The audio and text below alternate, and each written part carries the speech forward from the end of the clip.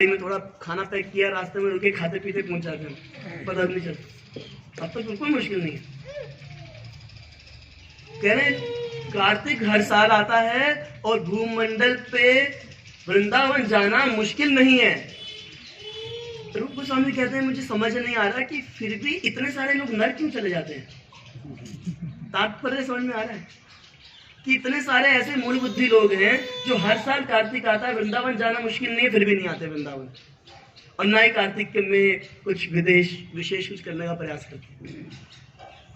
केवल ब्रज में आने से बहुत लाभ होता है। तो हम तो बड़े सौभाग्यशाली हैं एक दृष्टिकोण से कि हमारा जन्म ऐसे क्षेत्र में हुआ है कि अगर घर में झगड़ा भी हो जाए तो वृंदावन आ सकते हैं।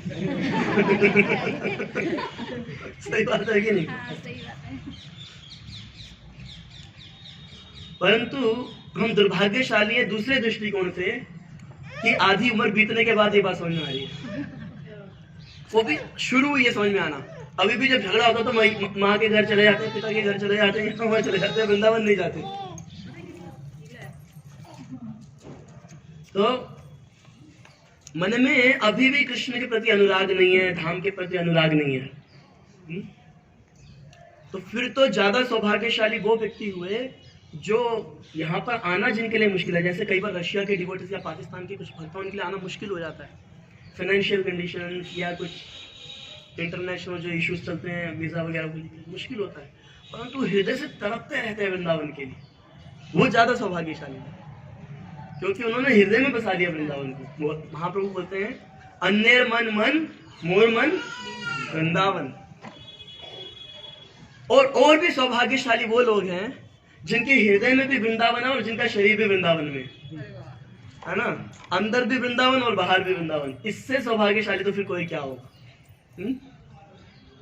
बोला क्या है, बहिर नरसिम्हा हृदय नरसिम्हा, बहिर वृंदावन हृदय वृंदावन, ये है, ये बढ़िया चीज।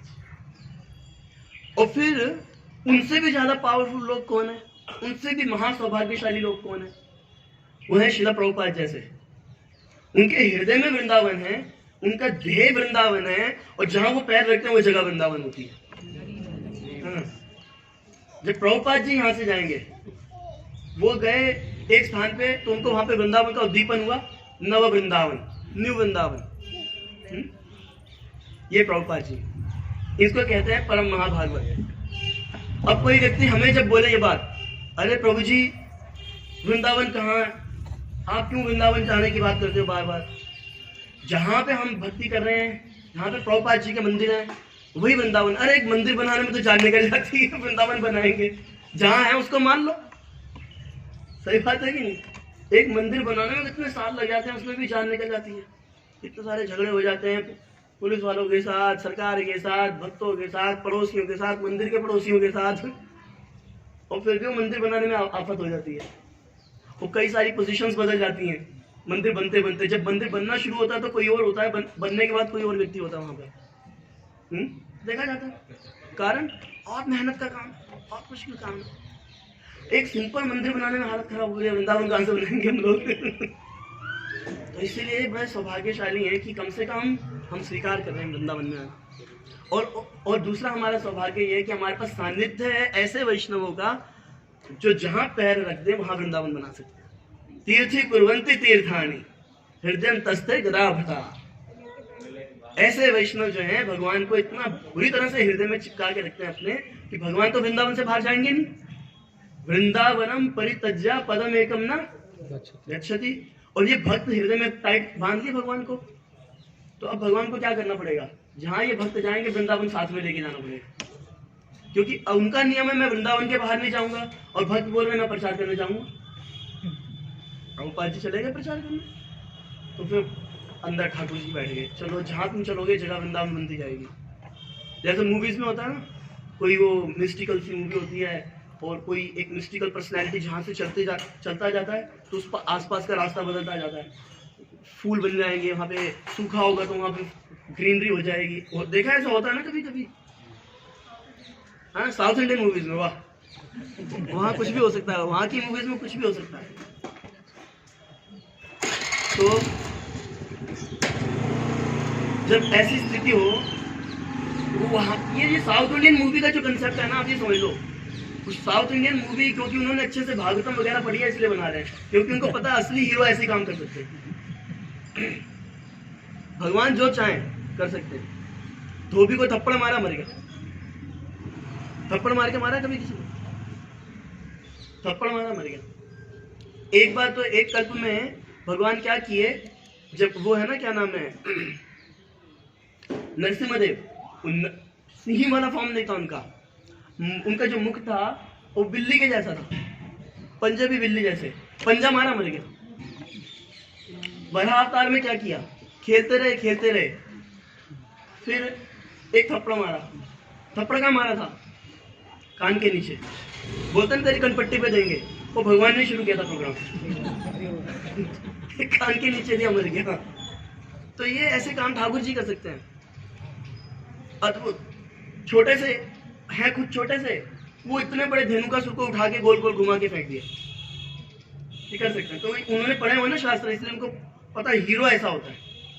और उनको मालूम है कृष्ण तो हम पैदा कर नहीं सकते ना, क्योंकि हम भक्ति करते नहीं, ना ही करेंगे हम, इसलिए हम कुछ ग्राफिक्स में वीडियो बना देंगे। बट समहाउ जैसा हम उसमें दिखाते हैं, तो जहां जहां वो चलता जाएगा ना साधु, वो आसपास सब कुछ चिन्मय होता चला जाएगा। इसीलिए जब हम अनुभव करते होंगे गुरुजनों के, जो ऐसे उन्नत संत हैं, उनकी प्रॉक्सिमिटी में, उनके आसपास बैठने में ही ना भक्ति होने लगती है। उनको देखने से हृदय में भाव होता है। सही बोल रहे गलत? आकर्षण होता है, लगता है भक्ति करनी चाहिए, सब जीवन बेकार है, भक्ति करनी चाहिए। बहुत सारी बातें सोच के जाते हैं, वहां सब खत्म हो जाती है। उनको देखने से ही भक्ति का हृदय में भाव होता है। क्यों? क्योंकि उनकी प्रॉक्सिमिटी है ना, बिल्कुल वृंदावन कॉन्शियसनेस क्रिएट कर देती है। ये है स्पेशलिटी। और अब ये ब्रजमंडल, एक तो स्पेशलिटी स्वयं ब्रजमंडल है ये, दूसरा जगह जगह यहाँ पे भक्तों की चरण रज है, तीसरा यहाँ पे ऐसे कई सारे भक्त भरे पड़े, ढोंगी भी हैं पर असली भक्त भी बहुत है यहाँ पर, जो बैठ करके भजन कर रहे हैं। और उनके भजन के प्रभाव से वो चेतना का बड़ा भारी प्रभाव है यहाँ। इसलिए भक्तों का अनुभव होता है कि जैसी ब्रजभूमि में आते हैं तो उनका हृदय में कई सारे तमोगुणों का नाश होने लगता है। हृदय में स्वाभाविक भाव होता है कि भक्ति करनी है हमें। सही बोल रहे हैं गलत? तो यहाँ पर आप आए हैं, यहाँ की रज माथे पे लगनी चाहिए, कपड़ों पे लगनी चाहिए, चिंता मत करना। ये तो जैसे इन्होंने मेरे को आसन दे दिया, यहाँ पर एक ही आसन है, वो है ब्रजरज का आसन, सबसे बेस्ट। हाँ, कहीं ठंडे मार्बल पे बैठे हैं, then that's a different thing. नहीं तो अगर ब्रजरज में बैठने को मिल रहा है, बेस्ट आसन। एक संत बोल रहे थे कि जब हम गायत्री इत्यादि अनुष्ठान करते हैं तो आसन के बिना वो पूर्ण नहीं होता, क्योंकि आसन के बिना जब करेंगे तो वो लगेगा नहीं। पर अगर कोई व्यक्ति ब्रजरज पे बैठा है तो कई गुना ज्यादा लगेगा। ब्रजरज है, स्पेशलिटी है इसकी, क्योंकि इसका एक नाम है कृष्ण चरण मुकुंद चरण रज, मुकुंद चरण चिन्ह विभूषिता। ये ब्रजरज कैसी है? मुकुंद चरण चिन्ह विभूषिता। विभूषित मतलब अलंकृत है, किससे? मुकुंद के चरणार बिंदों के जो चिन्ह हैं, नीचे वज्र है, अंकुश है इत्यादि जो चिन्ह हैं, उनसे अलंकृत है। ये ब्रजरज माथे पे नहीं लगी, कपड़ों पे नहीं लगी, तो इसका मतलब हम ब्रज में नहीं आए, हम अभी भी अपने प्रेस्टीज वाले सेटअप में बैठे हुए हैं। ये ब्रजरज है, तो ये लगना चाहिए। एक आप कभी जाएंगे वहां पर लाडली जी मंदिर बरसाना में, ऊपर बड़ा बड़ा लिखा हुआ है, मुक्ति कहे गोपाल सो मेरी मुक्ति बताए, ब्रजरज उड़ मस्तक लगे मुक्ति मुक्त है जाए। एक बार मुक्ति देवी पूछती है, मैं मुक्ति, मेरी पर्सोनिफाइड मुक्ति हूँ, मुक्ति दे रही हूँ सबको, सब मुक्त हो रहे हैं, मेरा क्या होगा? हाँ? तो कृष्ण बोले कोई चिंता वाली बात नहीं है, जब ब्रजरज जोड़ के तुम्हारे मस्तक पे लगेगी तुम भी मुक्त। ये ब्रजरज मुक्ति को मुक्त कर लेंगे। गंगा जी जो सारे पापियों के पाप धोती हैं, वो भी पहुंची थी ठाकुर जी के पास, भैया मैं पाप धो के सारा पाप मेरे अंदर छोड़ जाएंगे, मेरा क्या होगा? तो ठाकुर जी बोले जब भगवान के शुद्ध भक्त जो नाम संकीर्तन करते हैं, जैसे शिला प्रभुपाद, वो जब आपके जल में आएंगे या आपके जल के आसपास कीर्तन करेंगे, उससे आपके भी पाप, आपके अंदर जो पाप धोके गए वो भी नष्ट होंगे। भगवान का नाम ये ब्रजरज विशेष। अब ये जो ब्रजमंडल है कैसा विशेष है, तो शास्त्र बताते हैं कि वैकुंठ, जहां पे वैकुंठाधिपति स्वयं भगवान नारायण लक्ष्मी महारानी के साथ भू श्री इत्यादि शक्तियों के साथ विराजमान है, अनंत कोटि पार्षदगण उनकी सेवा में है, और सब चिन्मय है, सबका शरीर चिन्मय है, किसी भी प्रकार का पंच भौतिक विकार वहां नहीं है, कोई पंच भौतिक तत्वों का विकार नहीं है, किसी प्रकार के त्रिताप नहीं है, काम क्रोध इत्यादि षड रिपु नहीं है, किसी प्रकार के परिवर्तन नहीं है, जैसे हमारे शरीरों में जरा बुढ़ापा बीमारी नहीं है, हर प्रकाश के क्लेश से मुक्त नित्य जीवन है, जहां पे चिन्मय जीवन है, जहां पे निरंतर आनंद से घनीभूत है वो स्थान, भरा हुआ आनंद ही आनंद है, केवल आनंद के अलावा वहां कुछ नहीं है, खुश है सब। और क्या करते हैं? ठाकुर जी की सेवा, भगवान की सेवा। ऐसा अद्भुत चिन्मय वैकुंठ धाम जो है ना, उससे भी ज्यादा श्रेष्ठ माना गया है इस मथुरा में। क्यों? क्योंकि समग्र अवतारों के, समग्र विष्णु रूपों के जो स्रोत हैं, जो मूल हैं, परम भगवान श्री कृष्ण जो कि रस के आधार हैं, केवल ऐश्वर्य नहीं, हर प्रकार का रस है उनमें, उनको कोई भक्त गाली भी दे सकता है, और विष्णु जी को गाली देते कोई नहीं मिलेगा, कोई नहीं कहेगा जी भगवान विष्णु के सामने आप ऐसे, आप वैसे, आप बेकार, आप घटिया, आप बोलने में डरेगा आदमी, उनको देख करके हाथ में चक्कर गदा सब पकड़ा हुआ है, और कृष्ण को गाली भी दे सकते हैं प्रेम से, देते नहीं है कई लोग, है ना। एक स्थान पे आता है कि जहां सारी दुनिया उनकी पूजा करती है, ब्रज में लोग उनको गाली देते फिरते हैं। तो वो परम भगवान जो समग्र रसों के आगार हैं, हर प्रकार की पूर्णतम, अपनी पूर्णतम अवस्था में है, भगवत पूर्णतम अवस्था में, इनके ऊपर आगे कुछ और नहीं है, कृष्ण के आगे सीमा है वो भगवत तत्व की भी। तो ये वैकुंठ से श्रेष्ठ इसलिए क्योंकि इस मथुरा मंडल में वो परम भगवान जन्म तक ले लेते हैं, जन्म लीला भी करते हैं, तो इसलिए बड़ा विशेष है। तो फिर मथुरा से भी कुछ श्रेष्ठ है। मथुरा से श्रेष्ठ कौन सा स्थान हुआ था बताइए? वृंदावन, क्योंकि रास लीला इत्यादि जैसी अद्भुत लीलाएं श्री कृष्ण मधु वृंदावन में करते हैं। ऐसी अद्भुत लीला श्री कृष्ण और कहीं नहीं करते संसार में। रास लीला वृंदावन में, वृंदावन है, वंशी भट्ट वृंदावन में, वंशी के भट्ट पे हैं जो भगवान लीला करते हैं। कल शरद पूर्णिमा थी, शरद पूर्णिमा की लीला ही भगवान की सारी वंशी भट्ट पे है। वो बेचारे वहां पे शिव जी भी वहां पे इसलिए बैठे हुए हैं गोपेश्वर महादेव बन के, उनको भी गोपी बना दिया था। और लोग गीत गाते हैं, गोपी बाने डोले शंभु ऐसो है जो प्रेमानंद।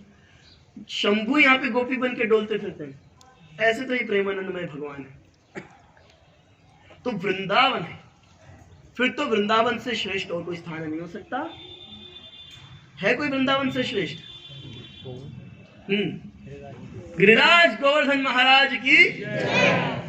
गिरिराज महाराज, ये गिरिराज जो हैं गोवर्धन वृंदावन से भी हैं। वृंदावन के अंदर मथुरा श्रेष्ठ, मथुरा के अंदर क्या है? वृंदावन है, वो मथुरा से श्रेष्ठ। वृंदावन श्रेष्ठ, पर वृंदावन के अंदर गोवर्धन वो और श्रेष्ठ। मतलब कि श्रेष्ठ का तात्पर्य क्या है? घनीभूत हो रहा है, कंडेंस होता चला जा रहा है। तो अब और श्रेष्ठ गोवर्धन। क्यों? यहां पर जो भगवान ने लीलाएं करी, कहीं ना करी भगवान इस गोवर्धन की कंदराओं में प्रमद मदन लीला कंदरे कंदरे ते रचयति नवयूनो द्वंद्वमस्मिन् मंदम। प्रमद मदन लीला, बिल्कुल उन्मत्त हो करके भगवान जब बिल्कुल उन्मत्त हो जाए, विचार ही छोड़ दे बाकी सब चीजों का, जहां देवता भी प्रवेश ना करे। हाँ तो वंशी वट पे जो रास हो रही है, देवता ऊपर खड़े होकर देख रहे हैं लीलाएं, ऊपर इंद्रदेव मृदंग बजाते थे ऊपर खड़े होकर के, शिव जी तांडव नृत्य कर रहे थे। क्या हुआ था जब वहां पे वंशी वट पे रास चल रहा था और कृष्ण ने बीच में अपना गीत चालू किया तो शिवजी नाचने लगे। शिवजी नाचने लगे तो हो क्या गया कि उनके सिर में चंद्र है और चंद्र से अमृत गिरा। अमृत गिरा किस पे गिरा? जो मुंडमालाएं उन्होंने पहनी थी उन मुंडमालाओं पे गिरा। मुंडमालाओं पे अमृत गिरा तो वो मुंडमालाएं जीवित हो गई। वो तो भाई आदमी बन गए। शिवजी परेशान, जी क्या हो गया? तो माला पहनी हुई थी, जी गई सबके साथ।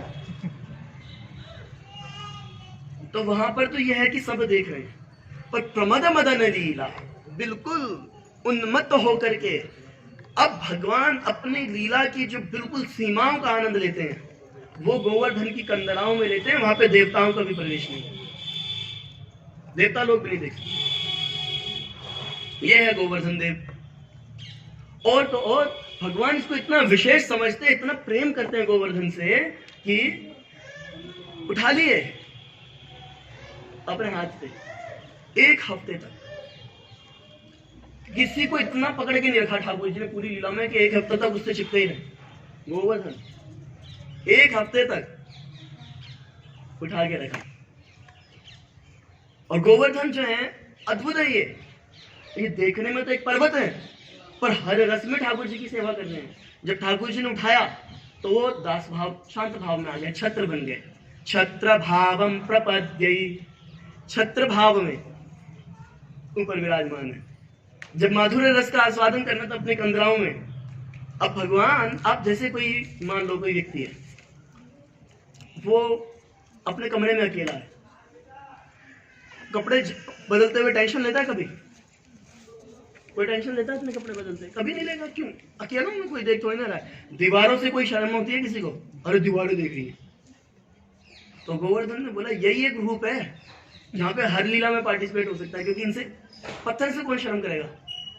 तो इसलिए जब कंदरा में भगवान लीलाएं करेंगे तो फिर मैं देखूंगा, और मैं प्रोवाइड भी करूंगा इस लीला को, फैसिलिटेट भी करूंगा इस लीला को।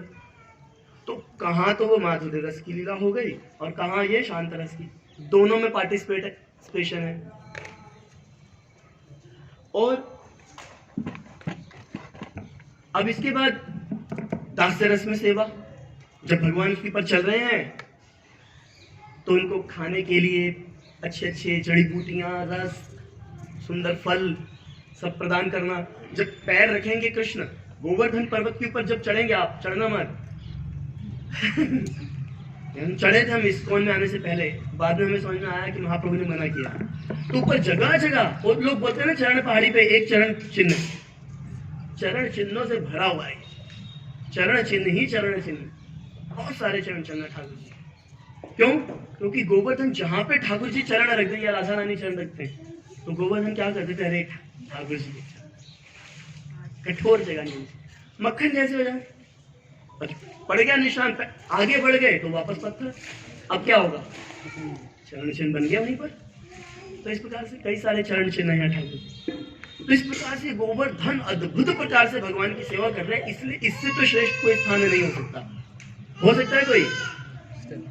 कौन सा? श्री राधा कुंड की। ये भगवान का निज स्वरूप है, राधा कुंड निज प्रेम स्वरूप है।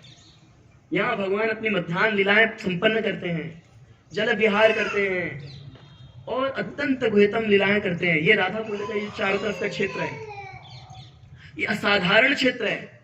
हम अभी अपनी जड़ बुद्धि से देख रहे हैं, प्रोटीन की आंखों से देख रहे हैं, इसलिए हमारे को क्या नजर आ रहा है? हमारे को पत्थर नजर आ रहे हैं, हमें बंदर नजर आ रहे हैं, हमें कुत्ते नजर आ रहे हैं, हमारे को सब्जियां बेचने वाले नजर आ रहे हैं, हमें मक्खियां नजर आ रही हैं, गाड़ी पार्किंग की समस्याएं नजर आ रही हैं, क्योंकि हमारी चेतना और बुद्धि और साथ में हमारी आंखें सब जड़ है। नहीं तो ये चिन्मय स्थान है। इसके एक कोण में, उत्तर कोण में अगर आप जाएंगे तो ललिता देवी का कुंज है।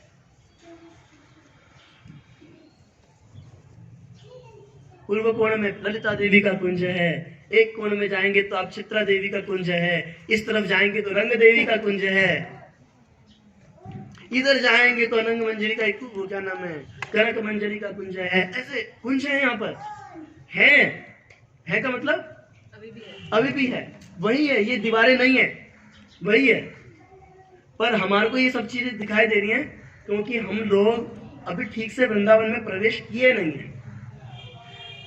वृंदावन में प्रवेश कब होगा, नित्यानंद प्रभु बताते हैं। जब जीव गोसाई बोले हमें क्या दिखाई देता है सब कुछ, तो नित्यानंद प्रभु बोले इसलिए दिखाई देता है मायाबद्ध जीव है।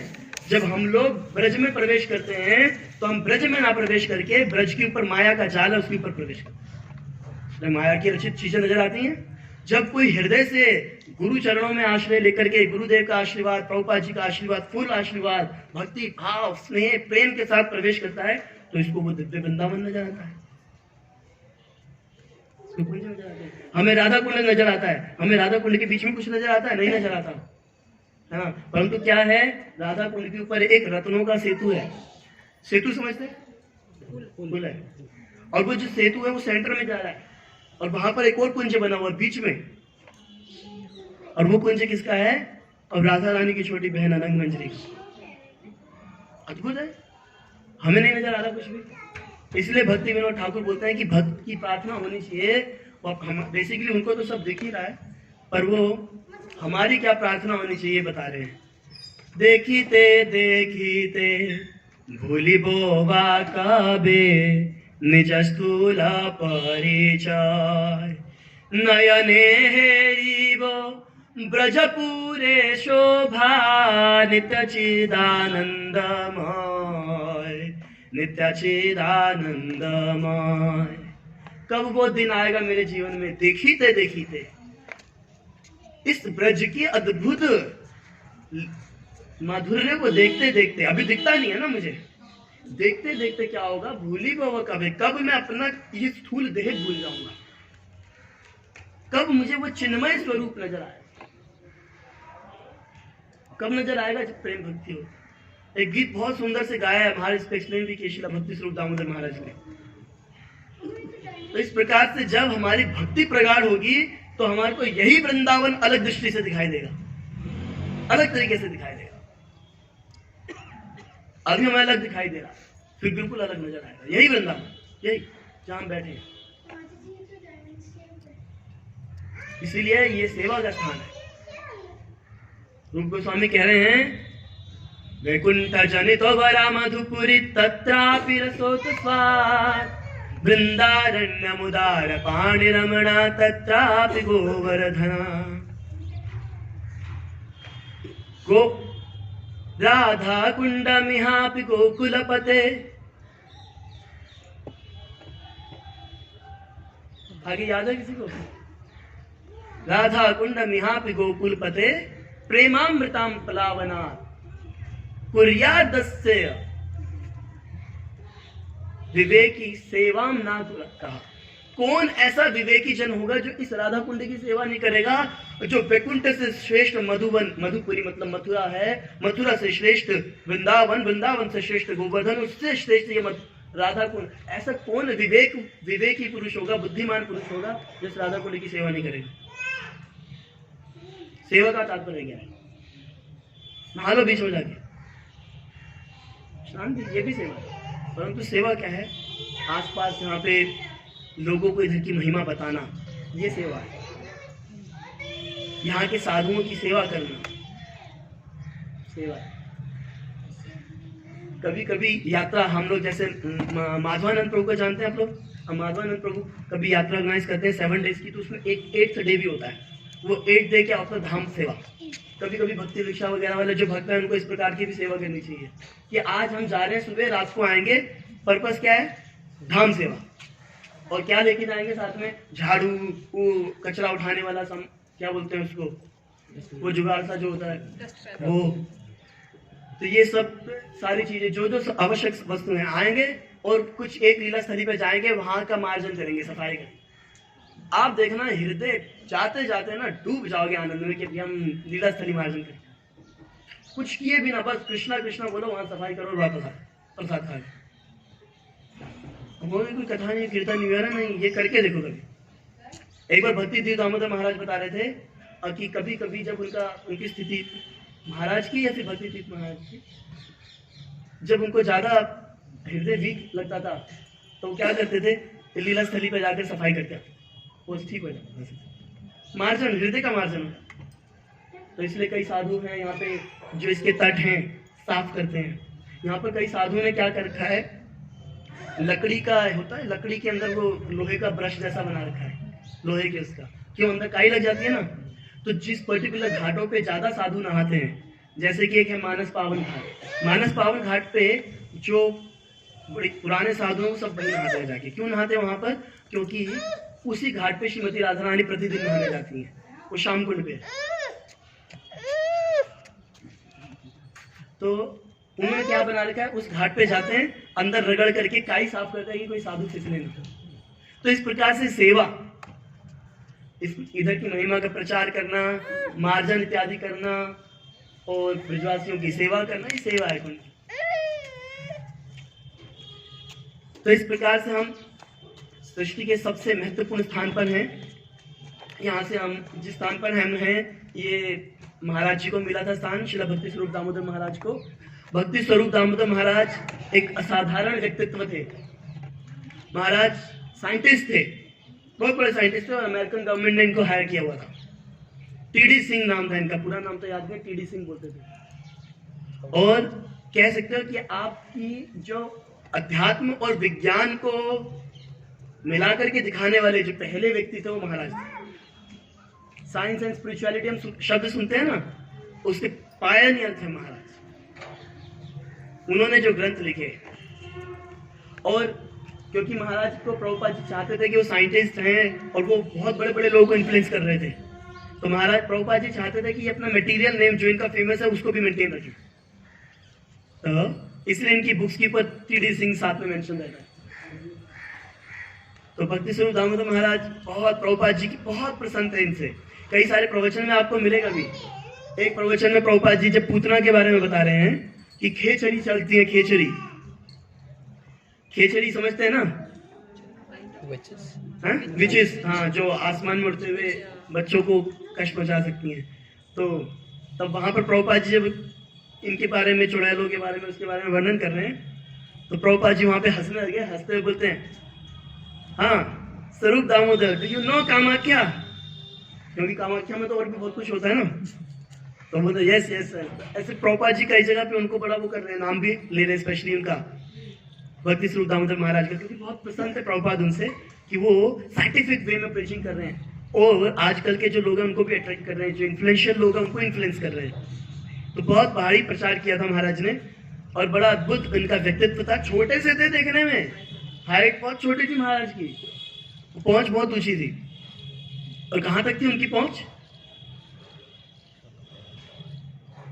अमेरिकन गवर्नमेंट तक? नो, कृष्णा तक, सुप्रीम गवर्नमेंट तक।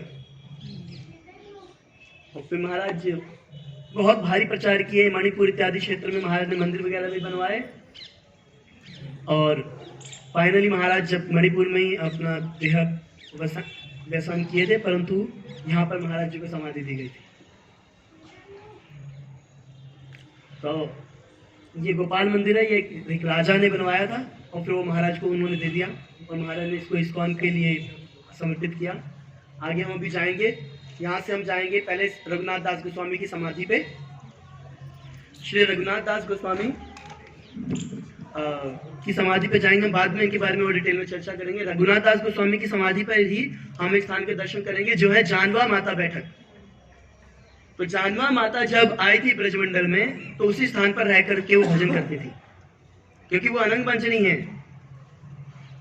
इसलिए। और जो वहां से नीचे वो स्नान करने जाती थी, इसीलिए भक्त लोग उसको भी बोलते हैं कि अनंग मंजरी कुंड है। परंतु वो अनंग मंजरी कुंड किसको बोला जाता है? क्योंकि वो सेंटर में था। तो कभी अभी 10-11 साल हो गए मार्जन हुए कुंड के, अभी लगभग 14 साल बाद दोबारा होगा मार्जन। तो हमें से जितने लोग होंगे इस धराधाम पर तब भी, तो दर्शन कर सकते हैं। उस समय अंदर बिल्कुल सेंटर में अनंग मंजरी कुंड है, जो कि राधा रानी और सखियों ने अपने कंगन से खोदा था, इसलिए उसका नाम कंगन कुंड भी है। और तो वो जानवा माता बैठे गए। फिर वहां से हम जाएंगे आगे, उनके दर्शन करके जानवा माता का आशीर्वाद लेते हुए जो कि नित्यानंद प्रभु की प्रिया हैं। आगे जाएंगे हम, गोविंद देव जी का मंदिर है, उधर दर्शन करेंगे। अगर अंदर अलाउ होगा तो दर्शन अंदर जाएंगे, अन्यथा बाहर से प्रणाम करेंगे। वहाँ पे जीवा है, जीवा टेम्पल मंदिर है, उधर दर्शन करेंगे। और उससे पहले हम लोग जाएंगे स्वानंद सुखद कुंज, जहाँ पे भक्ति विनोद ठाकुर ने घर बनाया था और भक्ति सिद्धांत सरस्वती ठाकुर भी यहाँ पर रहे थे कुछ समय। फिर आगे हम जाएंगे ललिता कुंड, गोपी कुआं और कुछ और मंदिरों के दर्शन करते हुए। और वापस हम कहाँ पहुंचेंगे? आपकी गाड़ियां कहाँ खड़ी हैं प्रभु जी? बाहर। तो हम वहां से आएंगे इकट्ठे कुंडेश्वर महादेव में। अगर कोई आगे पीछे रह जाएंगे तो कुंडेश्वर महादेव पे इकट्ठे होंगे। फिर वहां से हम बाहर की तरफ निकल के ई रिक्शा करेंगे और ई रिक्शा करके कुसुम सरोवर जाएंगे, वहां पर थोड़ा कथा कीर्तन करेंगे, फिर आगे लीला स्थलियों पर दर्शन करते जाएंगे। अब आपका प्रश्न होगा प्रसाद कहाँ पाएंगे? तो प्रसाद की तो बात ही नहीं हुई। तो मैं भी कुसुम सरोवर के आसपास हम प्लान कर सकते हैं प्रसादन का, ठीक है? तो ये राधा कुंड के भी हम दर्शन करेंगे। आपको एक चीज और बताते हैं कि आप सब लोग ने, मैंने कथा नहीं सुना रहा अभी, अरिष्टासुर वाली आप सबको पता है कथा, आई थिंक सबने लिटिल कृष्णा में भी देख ली है वो, और पढ़ी है, सुनी है, कई बार सुनी है ना। अरिष्टासुर वाली कथा सुनी है सबने? राधा कुंड प्राकट्य के बारे में सुना है सबने? तो उसमें सभी नदियों का जल है, सभी प्रकट हुई। ये बात मतलब जिस समय राधा कुंड का मार्जन हुआ था, सफाई हो रही थी, तब तो हमने अनुभव करी आकर के। तब दो चीज अनुभव करी हमने। एक तो जो ब्रजवासी प्रेम किससे करते हैं, दूसरा ये जो कुंड में सब नदियों का जल है वो। पहले शाम कुंड की क्लीनिंग हो रही थी, 2-3 गोलियां मठ के भक्त थे, एक दो भक्त इस्कॉन